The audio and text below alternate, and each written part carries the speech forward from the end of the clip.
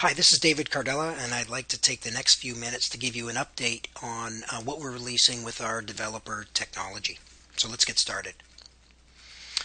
ArcGIS is a platform for developers. Now, developers probably look at our platform a little differently than our traditional users. They see our platform and they see APIs.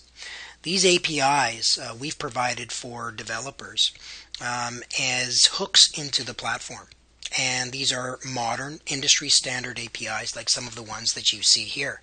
These are also the same APIs that the teams at Esri use to build components of the platform. For example, the apps team uses these APIs to build, well, the apps that come with the platform. And it's important for our customers to know that we use the same developer tooling that they use. And so they'll take these APIs and primarily they'll do one of two things. They'll either build applications or they'll extend our platform. They'll extend server and desktop. And probably the best illustration of this story is on our developer site. So let's go there now. And if you haven't been to our developer site lately, you'll notice some pretty significant changes. As soon as you come into the site, you as a developer have all the information available to you. You know exactly what you can do with our platform. So the developer site has become a one-stop shop for everything developer. You can find out about building apps and the web and native APIs we provide for that. If you want to kickstart your development using some of the configurable apps or one of our app builders, we've got information on that.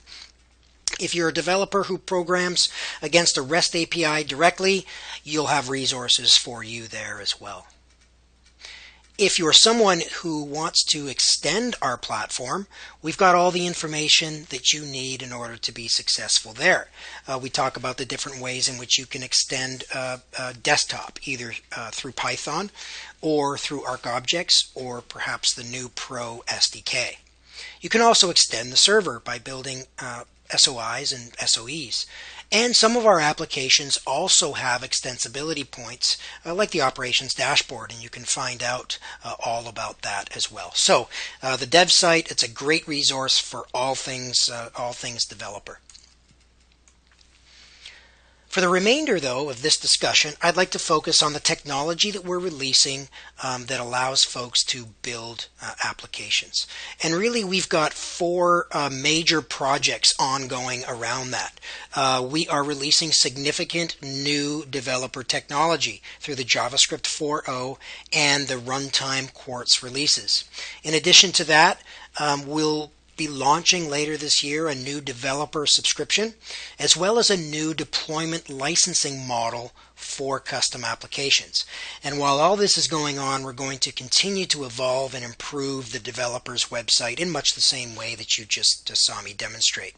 So for the remainder of this discussion, let's talk about and focus on that first bullet point there, and that is what we're going to be releasing in our web and native APIs. So the JavaScript 4.0 and the Runtime Quartz releases we refer to as our next generation developer technology. They've been engineered to reflect the WebGIS architecture, and they bring significant new capabilities. So regardless if you're using the web or the native APIs, you can see that you will get improvements in mapping and visualization by support for smart mapping as well as vector tiles and a new mobile map package. You'll have a ton of new capabilities around 3D, around direct read of local data, as well as the ability to do processing locally on the device, either in the device itself or within the browser. And for those folks who are using the 4.0 and Quartz releases, you'll see an increase in productivity and flexibility. You'll have a new cross-platform API available to you. In the JavaScript API, we've re-engineered the widget architecture that allows you to more closely integrate with other frameworks. And we spent a lot of time on the design of that API, specifically around the responsive design for mobile web apps. And we'll dive into a lot of these details as we go on. But probably the biggest improvement in productivity is around the Geo Information Model, specifically the web map. And there's a lot of benefits that developers will have if they implement their applications to use web maps. First off, they'll write less code. Rather than write many lines of code to access services, layers within those services, and rendering information within each of those services, they will write a couple lines of code to access the web map, and all that information in the map becomes available to them in the API that they're using. This also separates the cartographers from developers. So developers don't have to be cartographers. The folks who are good at making maps can use the tools we provide in the platform to make those maps. The developers can consume them in their apps. Also, some updates to the application can be made very quickly without opening any code at all. So a non-developer, for example, can add new layers to the map or change the rendering of existing layers, save that map out, and the application just reflects those changes. No coding needed. If you are using our apps alongside your custom apps, whether it's the Navigator app or the Collector app, for example, the Navigator app, you can call that application from your custom apps.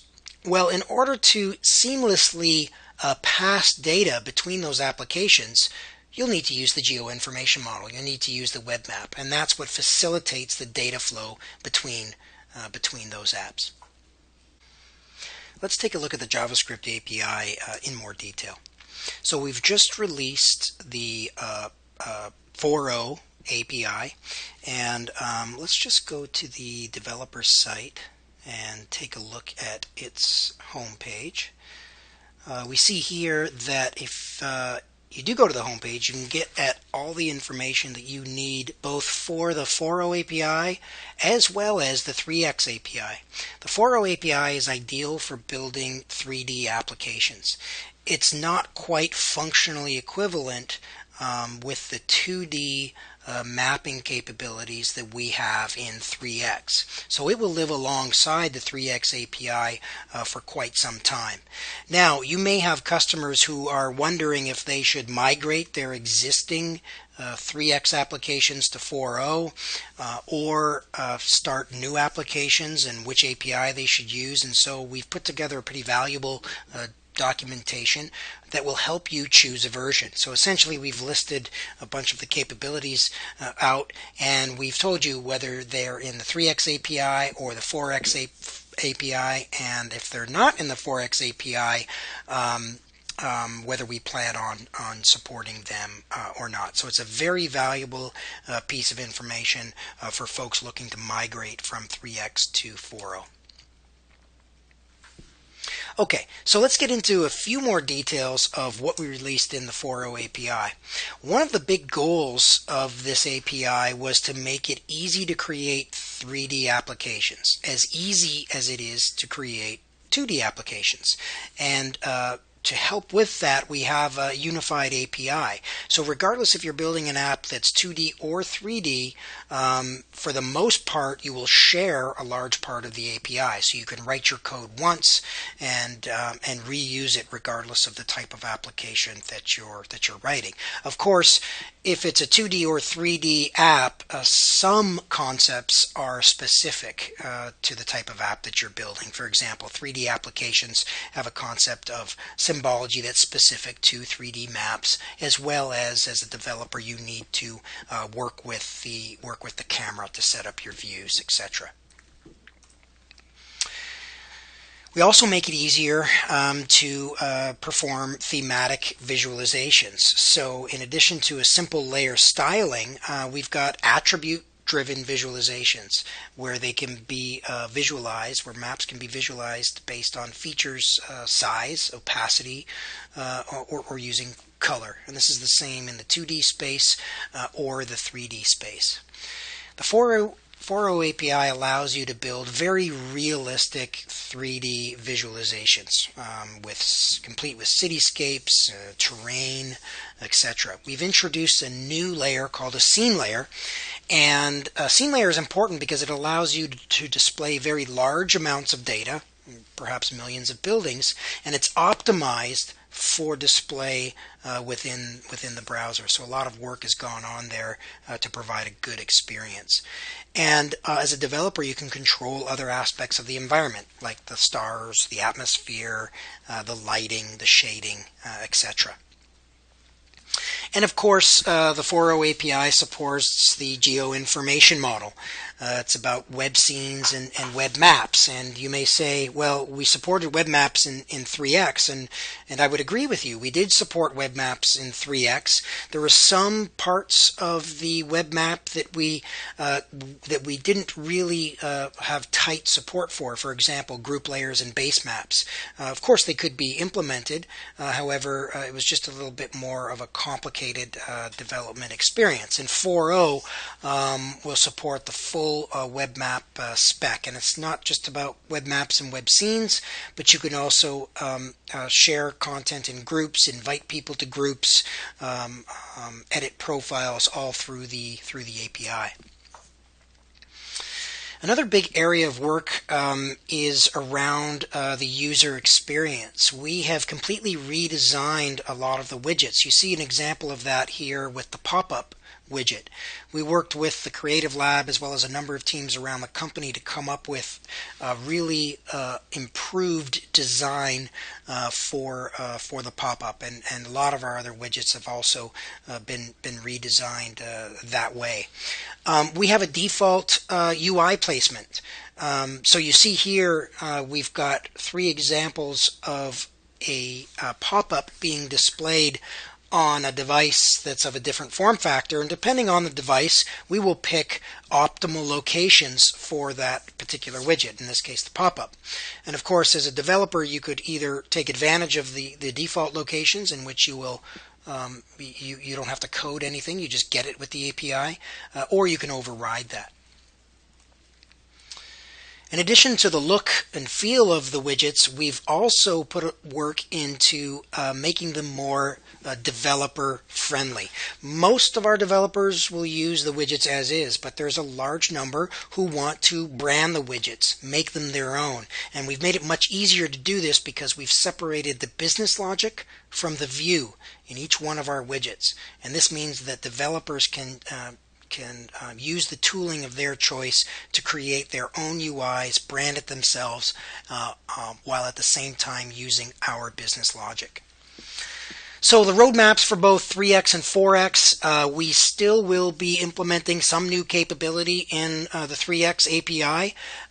We will do this as the platform needs it. For example, vector tiles, more smart mapping. Of course, we've got key bug fixes. But then at some point we will focus most of our energy on 4x.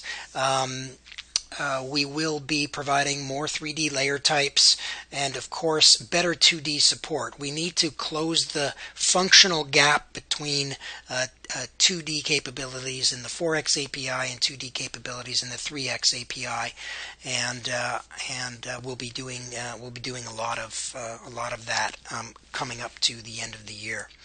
So here's a high-level look at some of the releases. We recently released 3.16 of the JavaScript API, as well as a few weeks ago 4.0.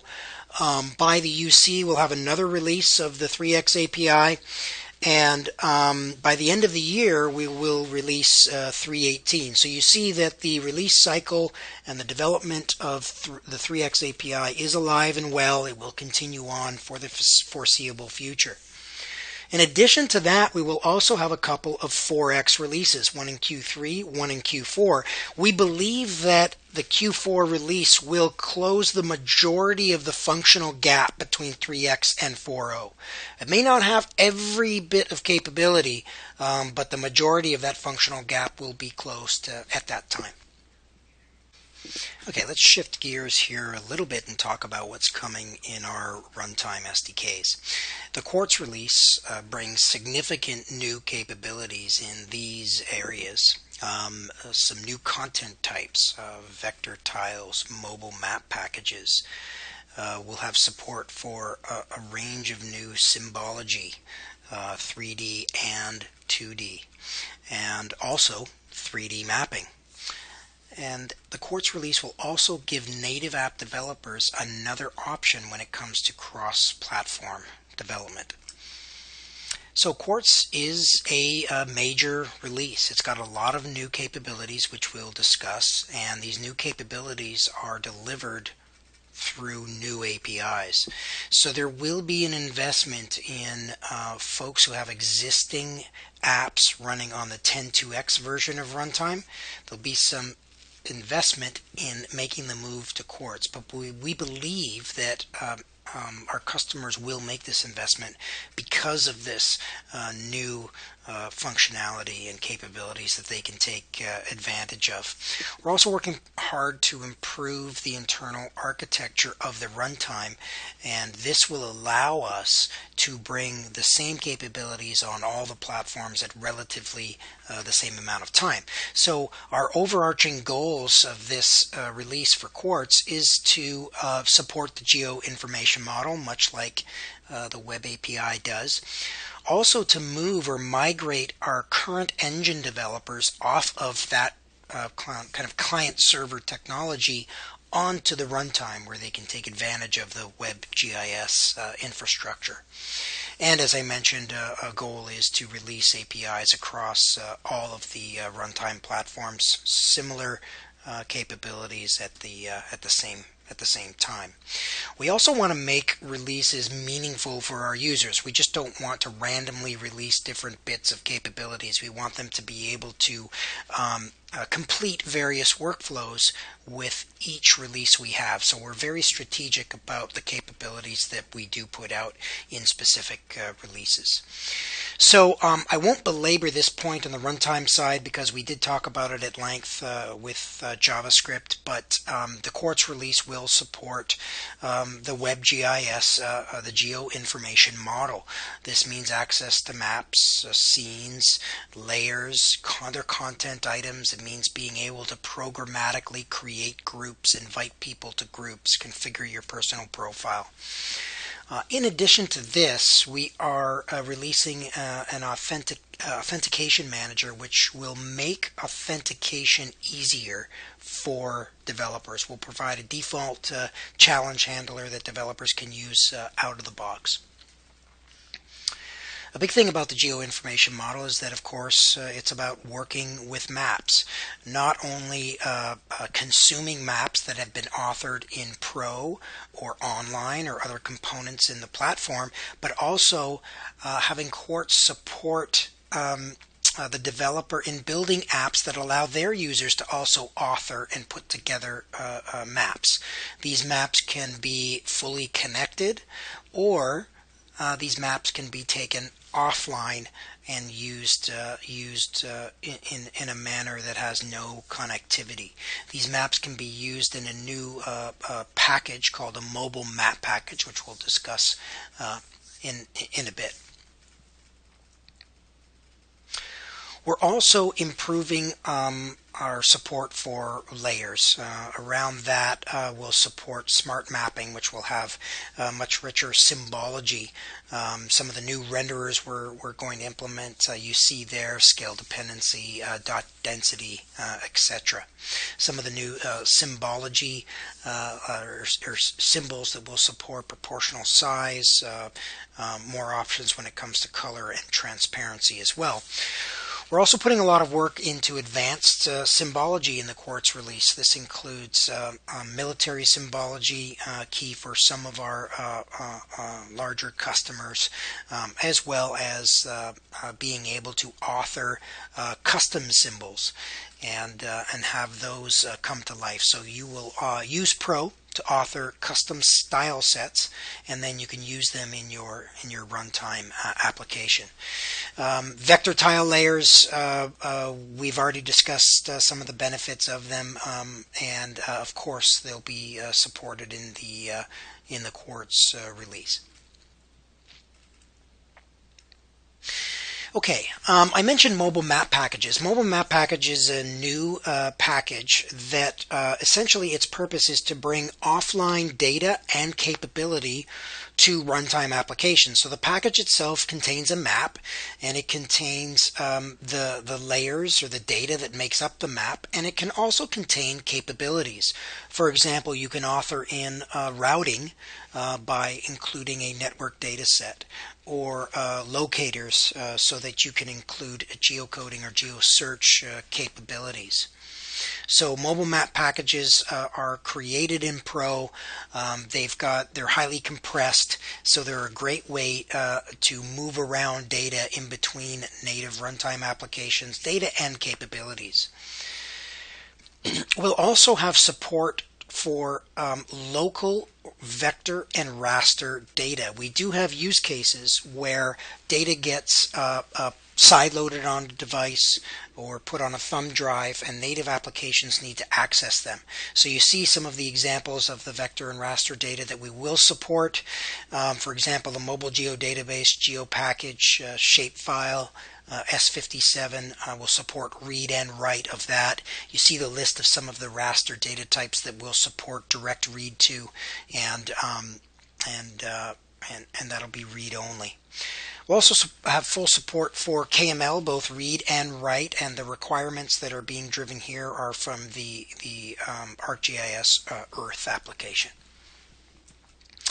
3D, another area where there's a lot of work going in, just as there was a lot of work going into implementing that in the JavaScript API.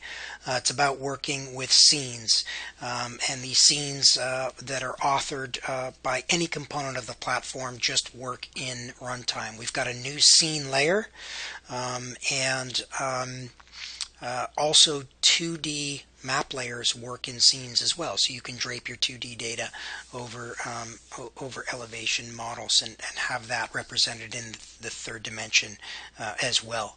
3D capabilities can work locally on the device in a disconnected mode, or can be streamed in while connected. And 3D will be supported on all of the runtime SDKs we have and all of the devices that we support. Cross-platform is an important topic for a lot of developers.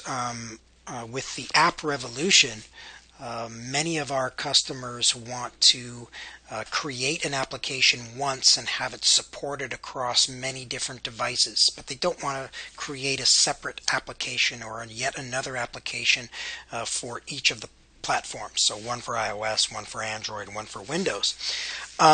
And there are cross-platform options out there that we do provide. This is yet another of them. We will have a Xamarin SDK. So it will support .NET developers developing applications, and those applications can be compiled to Windows, iOS, and Android devices. One of our most popular SDKs is the .NET SDK. We expect the Xamarin API and SDK to be just as, if not more popular. So the Runtime Quartz release schedule. Late last year, we had our first beta of iOS and Android, and the workflows that we supported were working with maps while connected. And we had some routing capabilities that we supported in there, as well as geocoding. Shortly after the Developer Summit, we had another beta release of iOS and Android, and the focus of this release was working with maps in a disconnected way. So we added support for vector tiles, both connected and disconnected, as well as the mobile map package. By the UC timeframe, we will have another round of releases, and this is actually going to be a pretty busy release time for the runtime teams. We'll have beta releases across the board for every SDK we have. So yes, it'll be another beta release of iOS and Android with a lot of bug fixes, but it'll be the first release, beta release, for some of the other SDKs like .NET, Xamarin, and Qt, for example. They will support both connected and disconnected scenarios, so maps and local maps as well as maps that are hosted. And you will also see some 3D capabilities come alive on some of the SDKs, specifically .NET. We'll have military symbology support in Java, and that'll be the first public beta of Xamarin as well. All of the SDKs will go final in Q4 of this year. All 6 of them that you see there, you'll be able to work with maps and scenes connected and disconnected. It'll be the first release for 3D on our mobile platforms, iOS and Android. In Q2 of next year, we plan the first update to the Quartz release. This will focus on support for a lot of that local data content that I talked about earlier, the raster and vector file types. And then further on in the future, we'll support utility networks, full motion video, more analysis, both local and also remote, and geoanalytics as well. And that's about it for the developer update. Thanks for listening.